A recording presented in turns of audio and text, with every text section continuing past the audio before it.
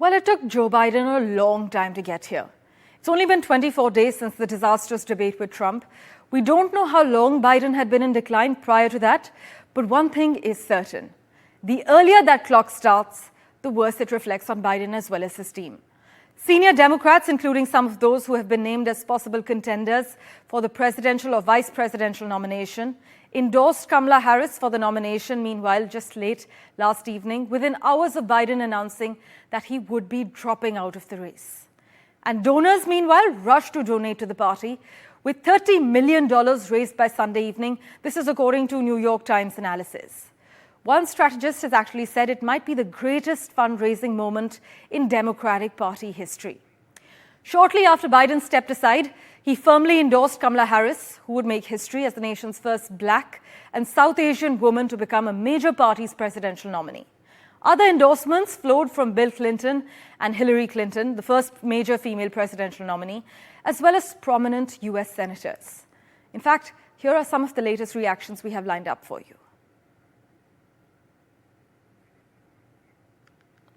We have a reaction from Donald Trump as well. Trump's vicious attack on Joe Biden and his legacy led the Republican Party's reaction to the president's decision to withdraw from the 2024 race. In fact, Donald Trump on Truth Social has said crooked Joe Biden was not fit to run for president and is certainly not fit to serve and never was. These are the words of the Republican nominee on Truth Social. Listen in to the reactions we have lined up for you.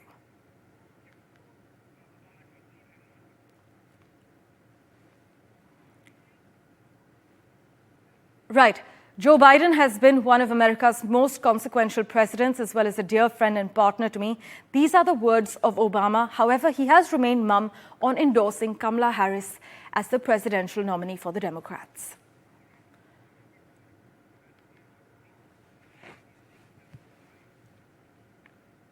Well, in stepping aside, Joe Biden has flipped the script. Just hours after President Biden dropped his bid for re-election, Harris is moving quickly to make her nomination a foregone conclusion. For further clarity on the latest developments, we have with us White House Bureau Chief from Voice of America, Patsy Veerakuswara. Thanks so much, Patsy, for making time for us. We also have Jagriti Dave joining us on the World 24/7. Patsy, I'd like to come to you first. Kamala Harris, it seems, is calling Democratic leaders and elected officials to try to lock down the party's presidential nomination as we speak.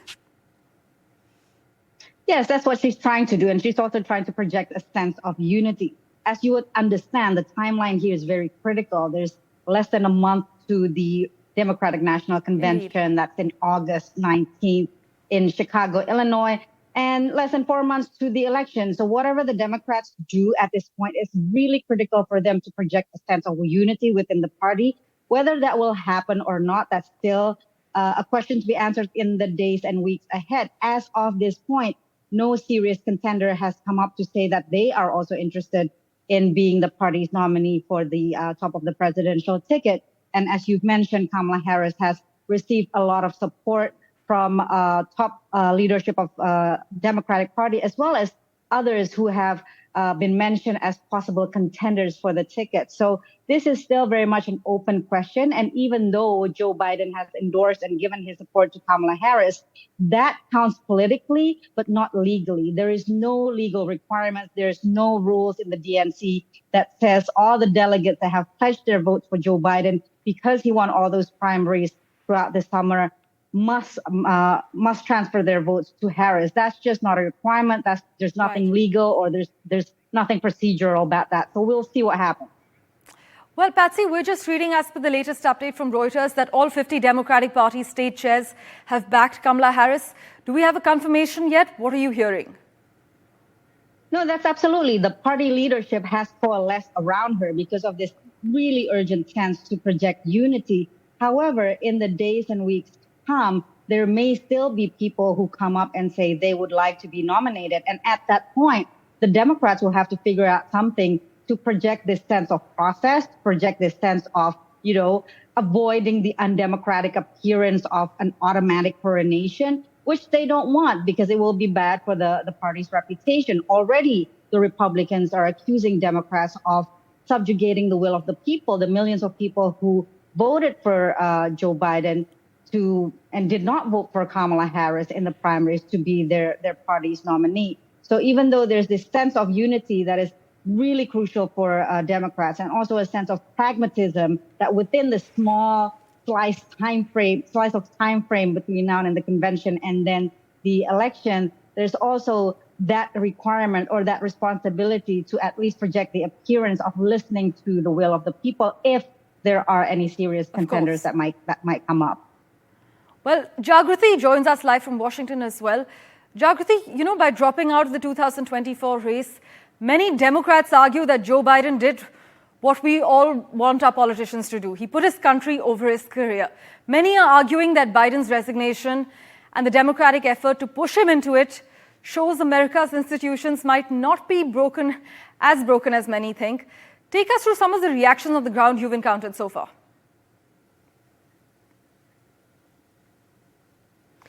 Well, I think you're right. I mean, Joe Biden, to some extent, is clearly reflecting this, that he is talking about putting the needs of his party and country first. And the reactions from people like former House Speaker Nancy Pelosi, former US President Barack Obama, they've all alluded to this, saying that, Joe Biden has put the needs of the country, the needs of the party first before his own ego.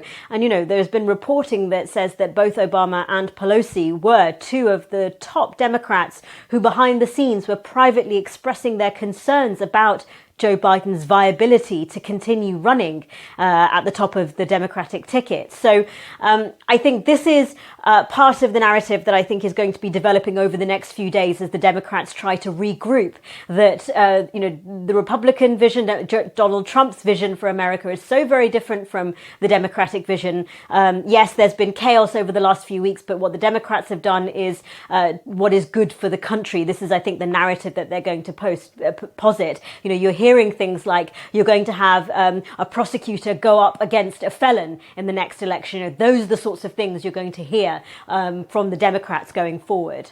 Right, but despite endorsements from Biden, former President Clinton, and former Secretary of State Hillary Clinton, it's the Democrat delegates who are going to be the ones to pick the nominee, Jagriti?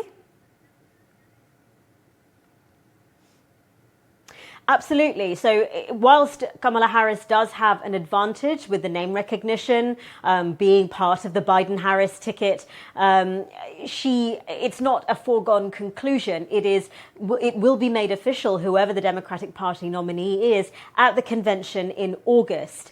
And so right now, the Democrats are regrouping. You have a statement issued by the DNC chair that says, in the coming days, the party will undertake a transparent and orderly process to move forward as a united Democratic Party with a candidate who can defeat Donald Trump in November. So no names who that candidate is, but a promise that they will unify behind that candidate. And so I think they want to make sure that the process is as transparent as the DNC chair said going forward, just to preserve, their own credibility and the credibility of their candidate. And that is one of the reasons why that Barack Obama has not perhaps full-throatedly endorsed Kamala Harris, because in previous elections he's also not backed a horse in the race because, as he would say, he didn't want to thumb the balance, thumb the scales in favor of a particular candidate, skewing really what should be a due process.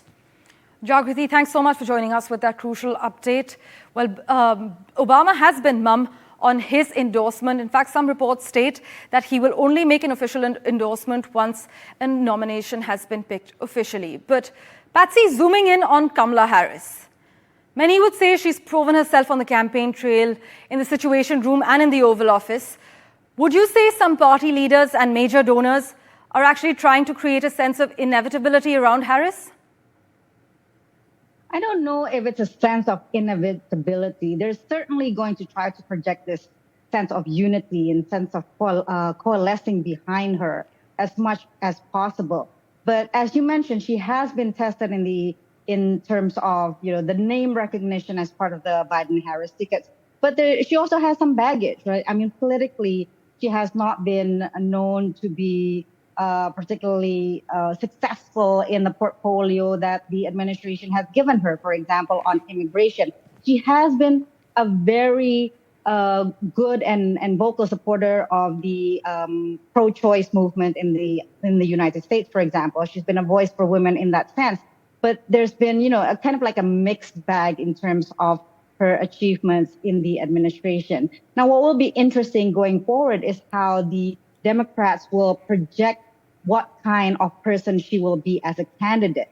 Now, we know that as before her vice presidency and before her term as a Senate, Kamala Harris was a prosecutor. And so this will be interesting to see whether the Democrats will then project this kind of prosecutor versus felon type of narrative. As you know, Donald Trump is right now facing dozens of felony counts on various cases. In fact, some Republicans have a new talking point to discredit Kamala Harris and other top Democrats. They're claiming Joe Biden's allies knew about his apparent decline and actually tried to cover it up.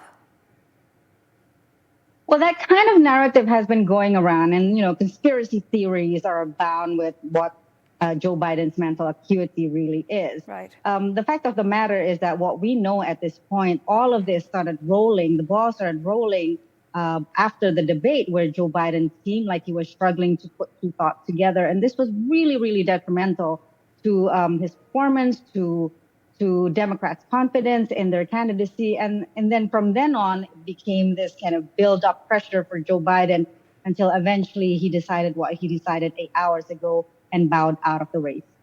In fact, Patsy, some state party chairs have called for the nominee to be chosen at the Democrat convention, but DNC officials say that could open up the ticket to legal challenges from Republicans. So basically, it is up to the party to decide who their nominee is. And by process, traditionally, it's whoever wins the primaries, the ticket that wins the primaries, that ticket wins the votes of the pledged votes of the delegates of each party, right? So this is the difference between the United States and democracy in the rest of the world. For example, like in India, it's not one man, one vote. When we go to the ballots, we do vote for the Biden-Harris ticket. But in reality, what we're voting for is voting to send delegates to the National Convention, in which case, at that point, the delegates will give their votes to the ticket that they pledged themselves to. So there's about 3,900 delegates. But this pledge can be changed. And that's what the Democrats are trying to figure out now, whether they can coalesce behind one candidate and decide on a nominee by the end of the convention.